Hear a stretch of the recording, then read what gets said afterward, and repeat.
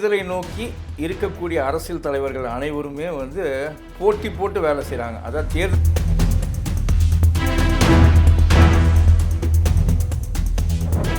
எல்லா தலைவர்களும் சொன்னீங்க. பட் ஆனால் ஒரு பக்கம் ஸ்டாலின் அவர்கள் போகிறாரு, எடப்பாடி அவர்கள் போகிறார். பட் விஜய் அவர்கள்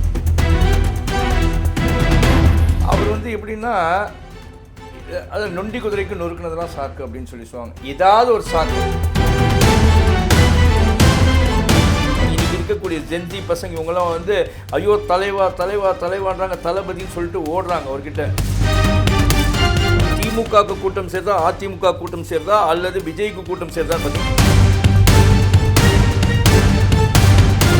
ஒரு ஓட்டரும் வந்து அது திமுகவாக இருக்கட்டும், அதிமுக இருக்கட்டும், தாவேக்காவாக இருக்கட்டும், எந்த கட்சிக்காக இருந்தாலும் பொதுமக்கள் என்னைக்கு வந்து ஓட்டர்ஸ் யோசிக்கிறாங்களோ அன்னைக்கு தான் நான் பொங்கலுக்கு ஒரு நாளைக்கு கொடுக்குறேன், போகிக்கு ஒரு நாள் கொடுக்குறேன், தீபாவளிக்கு ஒரு நாள் கொடுக்குறேன்னு கொடுக்குறது. இந்த தேர்தலில் அந்த ஆளுமை எந்த அளவுக்கு எதிரொலிக்குன்னு நினைக்கிறேன். திமுகக்கான ஓட்டு கண்டிப்பாக இருக்குங்க. அதே சமயத்தில் வந்து இவங்க ரெண்டு பேருக்குமான ஓட்டு கொஞ்சம் குறையும் அப்படின்னா வந்து விஜய் அதுக்கு ஒரு காரணமாக இருக்காங்க. விஜய் என் காரணத்தினால திமுக அதிமுகக்கான ஓட்டுகள் கொஞ்சம் குறையறதுக்கு கண்டிப்பாக வாய்ப்புகள் இருக்குது, இல்லைன்னா சொல்ல முடியாது. ஆனால் சீமானுக்குன்னு ஒரு ஓட்டு இருக்குங்க.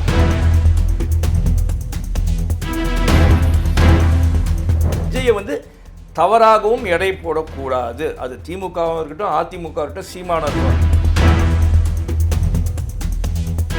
சீமானம் பார்த்தீங்கன்னா திமுக திட்டினா, அதிமுக திட்டினா, பாஜக திட்டினா, டைரக்டாக பிஜேபி என்னைக்கு திட்டினாரு, அலையன்ஸ் கன்ஃபார்ம் ஆகலன்னு தான் பிஜேபி. அது வரைக்கும் அப்புறம் தான் இப்போ தான் ஏடிஎம்கே நடுவில் பேச ஆரம்பித்தார். அதுக்கப்புறம் எடப்பாடி பழனிசாமி ஏறி மேடை ஏறினதுக்கப்புறம் அவரு 4 வாட்டி கிழிச்சாரு. அதுக்கப்புறம் சார் இறுதியாக இந்த எலெக்ஷனை டிசைட் பண்ண போகிற அந்த எக்ஸ் ஃபேக்டர் என்ன இருக்கும்னு நினைக்கிறீங்க சார்?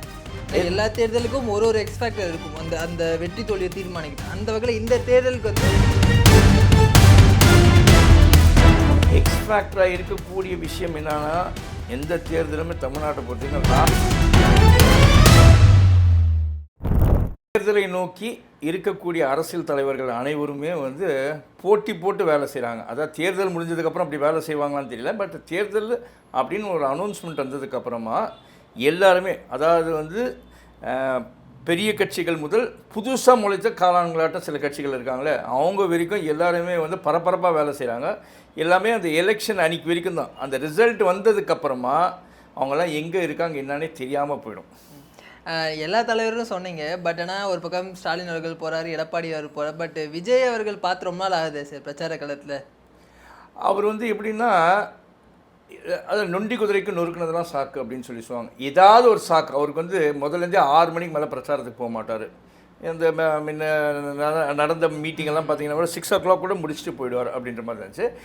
அப்புறமா வந்து ஒன்றே அவருக்கு ஒரு பெரிய ப்ளஸ்ஸாக அவராக வந்து எடுத்துக்கிறது என்னன்னா, அதாவது ஒரு சாக்கு சொல்கிறதுக்கு என்னன்னா, தான் ஒரு பெரிய செலிப்ரிட்டி அப்படின்னு. அது ஒரு மாற்று கருத்தே கிடையாது. அவர் ஒரு பெரிய நடிகர். அவர் வந்தார்னா கண்டிப்பாக கூட்டம் சேருது.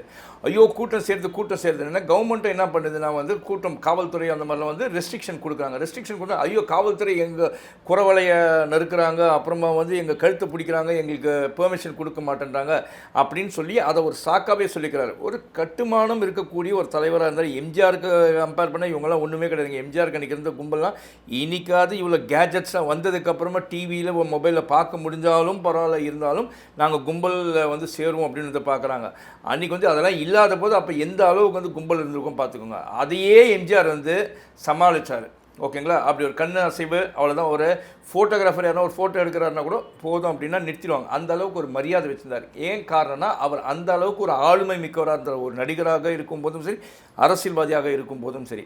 பட் விஜய் கிட்ட வந்து அந்த கண்ட்ரோலிங் பவர் இருக்கானா இல்லவே இல்லை அப்படின்னு சொல்லுவேன். ஏன்னா வந்து இப்போ சமீபத்தில் பார்த்தீங்கன்னா வந்து எல்லாருமே நாமினேஷன் ஃபைல் பண்ணதுக்கப்புறமா அது கரெக்டாக அந்த தொகுதி பேர் மறந்துட்டேன். 2 பேர் இவங்க அறிவித்த லிஸ்ட்டில் இருக்கவங்க வந்து அங்கே வந்து நாமினேஷனை ஃபைல் பண்ணாமல் வேறு 2 பேர் பண்ணியிருக்காங்கன்னா, அப்போ அந்த கட்சி தலைமை எந்த அளவில் இருக்குது, அந்த கட்சி எந்த அளவில் இருக்குது, நாளைக்கு இவங்கக்கிட்ட ஆட்சின்னு ஒன்று தமிழகத்தில் கொடுத்தாங்கன்னா மக்கள், அதாவது இன்றைக்கி இருக்கக்கூடிய ஜென்சி பசங்க இவங்கெல்லாம் வந்து ஐயோ தலைவா தலைவா தலைவான்றாங்க, தளபதின்னு சொல்லிட்டு ஓடுறாங்க அவர்கிட்ட. புரியுதுங்களா? அப்படிப்பட்ட ஆளுங்களுக்குலாம் ஒன்று தெரிஞ்சுக்கணும். உங்களால் வந்து உங்கள் கட்சி தலைவரால் 2 கேண்டிடேட்டை போட்டவங்க அவங்க நிற்கலை, ஏன் நிற்கலன்னு கேள்வி கேட்கல. மாற்றா ஒரு ஆள் நிற்க வச்சாங்க. மாற்றா வேறு யாரோ 2 பேர் வந்து அவங்களே போய் ஃபைல் பண்ணியிருக்காங்க. அதை பற்றி ஒரு அறிக்கை கூட இல்லை. நீங்கள் நாளைக்கு உங்ககிட்ட தமிழக அரசை கொடுத்தா நீங்கள் எந்த அளவில் ஹேண்டில் பண்ணீங்க? யூஆர் 0. அதனால் விஜய் வந்து 2026 எலெக்ஷனை வேடிக்கை பார்த்து 2031 வரைக்கும் அரசியலை கற்றுக்கொண்டு இருந்தது. அதுக்கப்புறம் 2031 ஒரு ஃபுல்லி ஃப்ரூட்ஃபுல்லான ஒரு முழுசாக வந்து பக்குவம் அடைந்த ஒரு அரசியல்வாதியாக வந்திருந்தாருன்னா உண்மையிலே மக்கள் ஏற்று நின்றுருக்கலாம். அன்றைக்கி வந்து திமுகவோ அதிமுக ஒரு மாற்று தேவை அப்படின்னு ஒன்று இருந்திருக்கலாம். இப்பயும் இருக்குது தான், நான் இல்லைன்னுலாம் சொல்ல மாட்டேன். அப்படி இருக்கும்போது ஒரு மாற்றுக்கான ஒரு தலைவரை ஏற்றுப்பாங்க. பட் இன்னைக்கு நிலைமைக்கு வந்து அப்படி மாற்றத்துக்கான தலைவராக இவரை பார்ப்பாங்களான்னா இல்லை. அப்படி போகிறவங்க ஏமாளிகள் தான், நாளைக்கு ஏமாந்து தான் போவாங்க. அதாவது ஒரு டிக்கெட்டோட விலையை 120 ரூபா தான் நிர்ணயிக்கப்பட்டதுன்னா அதை 1000 ரூபா கொடுத்துட்டு பிளாக்ல வாங்கிட்டு அந்த படத்தில் ஐயோ குப்பை படம் பார்த்தேன்டான்னு தலையில் அடிச்சுங்களா, அந்த மாதிரி நிலைமைக்கு தான் ஆளாவாங்க. சார் டிவிகே பற்றி பார்த்தோம். அண்ட் டிஎம்கேயோட ஸ்ட்ராட்டஜி எந்த மாதிரி போயிட்டுருக்கு? கிரவுண்ட் லெவலில் திரு ஸ்டாலின் அவர்களும் சரி, உதயநிதி அவர்களும் சரி, மற்ற அமைச்சர்களும் வந்து களத்தில் இறங்கி போயிட்டுருக்காங்க. ஆனால் ஏடிஎம்கேக்கு வரக்கூடிய அந்த கூட்டமும் சரி, அந்த இம்பாக்டும் சரி, டிஎம்கே கொஞ்சம் கம்மியாக இருக்க மாதிரி தெரியுது சார். சார் எப்பயுமே வந்து ஒன்றே ஒன்று தெரிஞ்சுங்க, 2 ப்ளஸ் இருக்குது. இப்போ டிஎம்கே வந்து இன்றைக்கி ஆளும் கட்சிங்க, அவங்களுக்கு கூட்டம் அதிகமாகுதுன்னா அதை வந்து நம்மளும் கிரிட்டிக்ஸும் சொல்லலாம், இல்லை பொதுமக்களும் என்ன சொல்லலாம், அவங்க ஆளும் கட்சியாக இருக்காங்க அதனால் வந்து சேர்ந்தாங்க அப்படின்னு சொல்லலாம். அதே மாதிரி ஏடிஎம்கேவை பொறுத்த வரைக்கும் கூட்டம் அதிகமாகுது அப்படின்னும் போது திமுக மேலே அதிருப்தியாக இருக்கிறனால தான் அஇஅதிமுகவுக்கு கூட்டம் சேருது. மற்ற கட்சிகள் வந்து புதுசாக இருக்க கட்சிகள் இல்லை பழைய கட்சிகளுக்கு மேலேயும் திருப்தி இல்லை, அதனால வந்து அஇஅதிமுகவில் இருக்குது அப்படின்னு சொல்லிட்டு நம்ம வசதிக்கு ஏற்ற மாதிரி பேசிக்கிற ஒரு விஷயம் தான். பட் திமுகவுக்கு கூட்டம் சேருதா, அதிமுக கூட்டம் சேருதா, அல்லது விஜய்க்கு கூட்டம் சேருதான்னு பார்த்தீங்கன்னா விஜய்க்கு ஆஹா ஓஹோன்னு ஒவ்வொரு தெருக்கு போகும்போதெல்லாம் கூட்டம் சேருது. அதனால் அந்த கூட்டம் எல்லாம் விஜய்க்கு ஓட்டாக மாறிட. அதே மாதிரி தான் இங்கே திமுகவும் அதிமுகவும் பார்க்கும்போது நீங்கள் திமுக ஓஹோன்னு கூட்டம் இருக்குதுன்னு நினச்சிங்கன்னா அது வந்து நம்ம ஏமாற்றிக்காம அவர் திமுக என்ன செயலாற்றல்கள் இங்கே நடந்துச்சு, திமுகனால் வந்து இந்த 5 ஆண்டு காலம் அவங்க ஆட்சி செஞ்சாங்க, மு.க. ஸ்டாலினோட தலைமையில் அவர் முதல்வராக இருக்கும்போது செஞ்சாங்க, அவர் என்னென்ன செஞ்சுருக்கார். அதே வந்து அஇஅதிமுக வந்து ஜெயலலிதா மறைவுக்கு பிறகு எடப்பாடி பழனிசாமி அவர் வந்து முதல்வரானார், அவர் என்னென்ன செயலாற்றல்கள் இருந்துச்சு, அவர் மூலமாக மத்திய அமைச்சகத்திலேருந்து என்னென்ன இங்கே கிடச்சிச்சு, ஸ்டாலின் மூலமாக மத்திய அமைச்சகத்தில் இங்கே என்னென்ன கிடச்சிச்சு அதை பார்ப்பாங்க. அதே மாதிரி வந்து ஸ்டேட் கவர்மெண்ட் வந்து ஸ்டாலின் எந்த அளவுக்கு பொட்டன்ஷியலாக பப்ளிக்கு செஞ்சார், அதே அன்னைக்கு எடப்பாடி என்னென்ன செஞ்சார். அப்புறம் இன்னைக்கு அறிக்கை விட்டுருக்காங்க, அதாவது வந்து ஒவ்வொன்றும் வந்து எலெக்ஷன் மேனிஃபெஸ்டோவில் விட்டுறாங்க. அந்த எலெக்ஷன் மேனிஃபெஸ்டோவில் எது திருப்தியாக இருக்குது, ரைட் இது யூஸ்ஃபுல்லாக இருக்கும், இல்லை இது ஒரு கண் துடைப்பு அப்படின்றத அனலைஸ் பண்ணணும். பண்ணுறாங்களா இல்லையான்னு நம்ம தமிழக மக்களத்தில். ஆனால் ஒரு ஓட்டரும் வந்து அது திமுகவாக இருக்கட்டும், அதிமுக இருக்கட்டும், தவேகாவாக இருக்கட்டும், எந்த கட்சிக்காக இருந்தாலும் அல்லது நாம் தமிழர் கட்சியாக இருந்தாலும் அவங்களுக்கு வந்து ஓட்டு போடுறாங்கன்னா யோசிக்கணும் அவங்களுடைய கட்சி கொள்கை கோட்பாடு என்ன, அதே மாதிரி இவங்க இதெல்லாம் வந்தால் செய்வாங்களா, இவங்களுடைய பர்சனல் எப்படி இருக்காங்க, ஒழுங்கானவங்களா ஒழுக்கமானவங்களா, இவங்க குடும்பம் ஒழுக்கமானவங்க, இவங்க ஆட்டையை போடுற குடும்பமா, இல்லை இவங்க கட்சிக்கு செய்கிறவங்களா, இல்லை பொதுமக்களுக்கு செய்கிறாங்களா, அதெல்லாம் அனலைஸ் பண்ணணும். நம்ம வந்து மனுஷன் 6 அறிவு கொடுத்துருக்கான் சார். அந்த 6 அறிவு எதுக்கு நான் வந்து ஆஹா சரி எடப்பாடியார் இதெல்லாம் செஞ்சார், இதெல்லாம் ஸ்டாலின் செய்யல, ஆஹா ஸ்டாலின் இதெல்லாம் செஞ்சார், இதெல்லாம் எடப்பாடி சார் ஸ்டாலினும் எடப்பாடியும் செய்யலாம். விஜய் வந்தார், விஜய்க்கு வந்து இந்த மாதிரி குடும்ப பிரச்சனையே இருக்குது, இது இல்லாமல் கட்சிக்குள்ளேயே சரியாக நடத்த தெரியல, சீமான் மேலே ஒரு இந்த மாதிரி பிரச்சனைகள்லாம் இருக்குது, அதனால் இவங்கள யார் நல்லா செய்வாங்க, சரி இவங்க 2 பேர் மேலே சரி இவங்கள போட்டால் இவங்க செய்வாங்க, அதை யோசிக்கணுங்க. பொதுமக்கள் என்னைக்கு வந்து ஓட்டர்ஸ் யோசிக்கிறாங்களோ அன்றைக்கு தான் ஒரு நல்ல கவர்னன்ஸ் எந்த ஒரு மாநிலமும் எந்த ஒரு நாட்டில் இருந்தாலும் கிடைக்கும். அது வந்து இங்கே பொதுமக்கள் வந்து காசுக்கும் இலவசத்துக்கும் அடிமையாகிட்டாங்க. தமிழ்நாட்டில் குறிப்பாக சொல்லணும்னா இலவசம் கொடுத்தே வந்து ஒவ்வொருத்தையும் காலி பண்ணிட்டாங்க. இந்த இலவசங்கள் வந்து தேவையான இலவசங்கள் என்ன அப்படின்னு பார்க்கணும். அந்த தேவையான இலவசங்கள் என்ன இருக்கோ அதுதான் நாளைக்கு வந்து ஒரு ஓட்டர்ஸ்க்கு வந்து யூஸ்ஃபுல்லாக இருக்கும். ரைட்டு இங்கே இலவச கல்வி இருக்குது, ஏன்னா கல்வி கொள்ளை இன்றைக்கி ரொம்ப அதிகமாகுது. Private colleges and private schools அப்போ தான் பிடுங்கி தள்ளுறாங்க. ஒன்று ப்ரைவேட் ஹாஸ்பிட்டல்ஸை மருத்துவம் தேவை, ப்ரைவேட் ஹாஸ்பிட்டல்ஸில் போனால் காசை பிடுங்கி தள்ளிடுறாங்க. அதே கவர்மெண்ட் ஹாஸ்பிட்டல் போனால் உங்களுக்கு காப்பீடு இருக்கான்னு கேட்குறான். அப்போ அந்த காப்பீடுக்கோசம் அவன் அலையோன்னு அலையிறான் அங்கே போய் சேரக்கூடிய பேஷண்ட்டு. அப்போ அவன் போய் சேர்றான்னா அப்போ அவனுக்கு என்ன வேணும், அந்த காப்பீடு வாங்குறதுக்கு அவனுக்கு வந்து வருவாய் சான்றிதழ் அந்த மாதிரி எதுனா தேவைன்னா அப்போ தாலுக்கா ஆஃபீஸ் சொல்லுவான். அங்கே போய்ட்டு அவனே பாவம் கஷ்டத்தில் இருக்கான், அங்கே போய் அவன் 100, 200, 500 கொடுத்துவாங்க. இந்த மாதிரி ஊழலெல்லாம் ஒழிக்கிறதுக்கு முயற்சிக்கணும் வரக்கூடிய அரசு. இதெல்லாம் பண்ணி அப்புறம் ரைட்டு இலவச தண்ணீர் இதெல்லாம் கிடைச்சாதான் பரவாயில்ல. அதை விட்டுட்டு நான் பொங்கலுக்கு ஒரு நாளைக்கு கொடுக்குறேன், போகிக்கு ஒரு நாள் கொடுக்குறேன், தீபாவளிக்கு ஒரு நாள் கொடுக்குறேன்னு கொடுக்குறது. எனக்கோ ஒரு நாள் சாப்பிட்ற பிரியாணி நல்லா இருக்காங்க, டெய்லி பழையது சோறு இருந்தாலும் தினம் உணவு கிடைக்குதா அப்படின்ற அதே மாதிரி வேலை வாய்ப்பு எல்லாருக்கும் கிடைக்குதா அப்படின்னு பார்க்கணும். இன்னொன்று போதை கலாச்சாரம் இன்றைக்கி தமிழகத்தில் கொடி கட்டி பறக்குது, சந்தி சிரிக்கிற அளவுக்கு இருக்குது. இந்த மாதிரி போதை கலாச்சாரம் ஒழியணும். அதாவது இன்றைக்கி தான் ஒயின் ஷாப்லாம் வந்துச்சா அப்படின்னு நீங்கள் ஒரு கேள்வி வைக்கலாம், இல்லைனா பார்க்கக்கூடிய வியூவர்ஸ் வைக்கலாம். அன்றைக்கும் இருந்துச்சு தான் ஒயின் ஷாப்பு. அதாவது பல வருஷமாக இருந்துதான் இருந்தது. மது ஒழிப்பு இவங்களால் பண்ண முடியல. கொஞ்ச நாள் ஒழிச்சாங்கன்னா கூட இன்னும் வருமானம் குறைஞ்சிடுது அப்படின்னு ஒரு சாக்கை சொல்லிட்டு திருப்பி மது ஒழிப்பு கொண்டாடுறாங்க. இல்லை அப்படின்னு சொல்லிட்டு திருப்பி மதுவை கொண்டாந்துடுறாங்க மார்க்கெட்டில். அதெல்லாம் இருக்குது. இதெல்லாம் கட்டுப்படுத்தணும். மதுவை நம்பியே அரசு நடத்த முடியாது.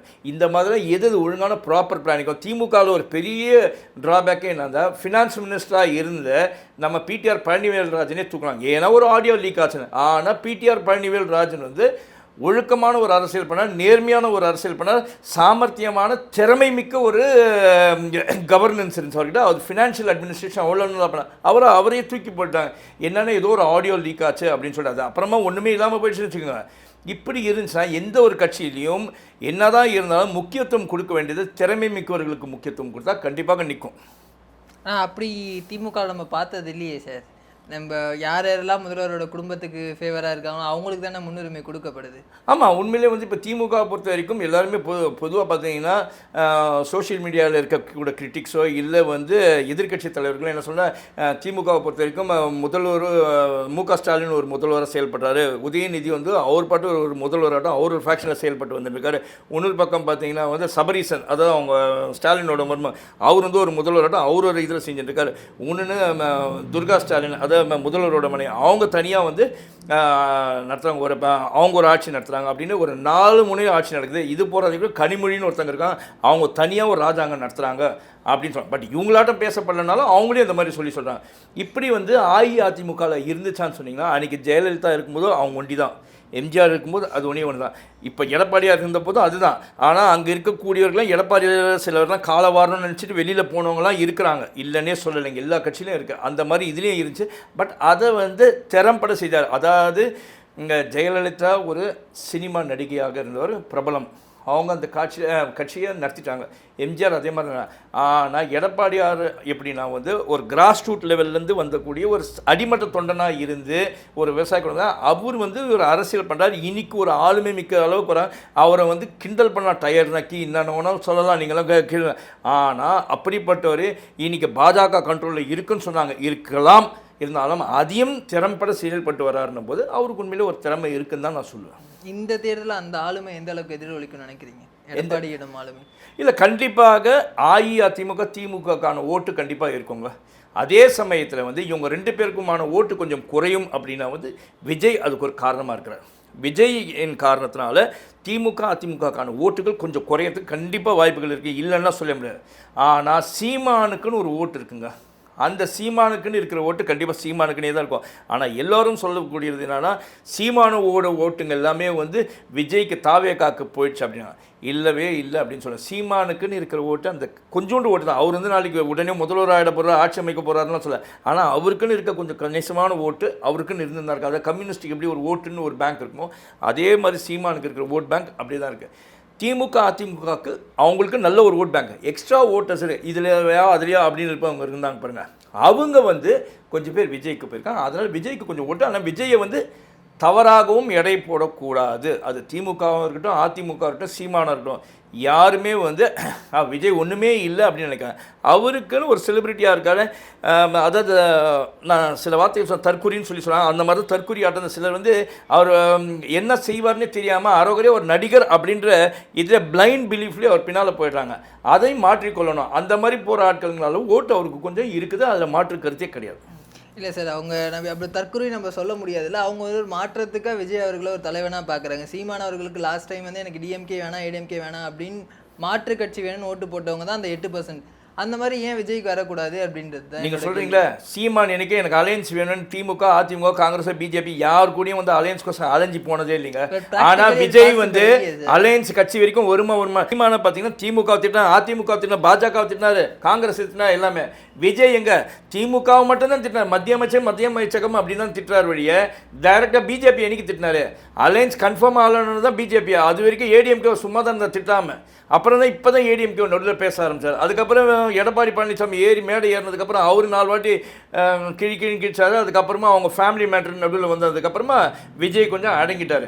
அதாவது ஒரு கட்சியில் வந்து அடுத்த கட்ட தலைவர்களுக்கு வந்து கட்டுமானம் வார்த்தை வந்து அதாவது எப்படி சொல்ல ஒரு வார்த்தையை வந்து யூஸ் பண்ணுறதுக்கு முன்னால் வந்து யோசிக்கணும், என்ன மாதிரி வார்த்தையை நம்ம யூஸ் பண்ணணும், எது வந்து சபையில் சொல்லக்கூடாது. நம்ம அந்த திமிரு பேச்சு ஆதவர்ஜனாலாம் இருக்காங்க பாருங்கள், இவங்கெல்லாம் ஒரு பெரிய ட்ராபேக்குங்க.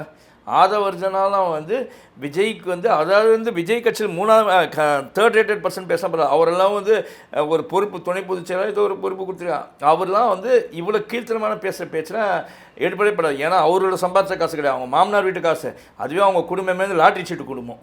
யார் ஆதவ் வந்து லாட்ரி சீட்டு, அப்பா வந்து திமுக சப்போர்ட், மாமனார் வந்து திமுக சப்போர்ட்டாக இருப்பார், அவங்க ஒய்ஃப் வந்து அஇஅதிமுக சப்போர்ட்டாக, புள்ள வந்து தனியாக ஒரு கட்சி ஆரம்பித்து பாஜகவோட கூட்டணியில் பாண்டிச்சேரியில் வந்து முதல்வர் கனவில் இருக்கிறாரு. மருமகன் வந்து இங்கே தமிழ்நாட்டில் வந்து திமுக இருந்தார், அப்புறம் விடுதலை சிறுத்தைக்கு போனால், அப்புறம் விடுதலை சிறுத்தையிலேருந்து இங்கேக்கு வந்துட்டார், எங்கள் தாவேக்காக்கு வந்துட்டார். இவங்க எல்லாருமே என்னென்னா எப்படியா அந்த குடும்பம் என்ன யோசிக்குதுன்னா வந்து யார் ஆட்சியில் வந்து நம்ம லாட்ரி சீட்டு கொண்டாடுறதுக்கு என்னென்ன வழி பண்ணுவோம். ஏன்னா அவங்கக்கிட்ட பிளாக் அண்ட் ஒயிட் ரெண்டுமே சேர்த்து பல ஆயிரம் கோடிகள் இருக்குது. ஏன்னா எலெக்ஷன் நிதி போன நிதி எலெக்ஷன்ஸ்லேயே பார்த்தீங்கன்னா எலெக்ஷன் நிதிக்கு வந்து அவங்க நிறைய கொடுத்துருக்காங்க. அதனால் இவங்க காசை வச்சு எது வேணாலும் வாங்கலாம் அப்படின்னு நினைக்கிறாங்க.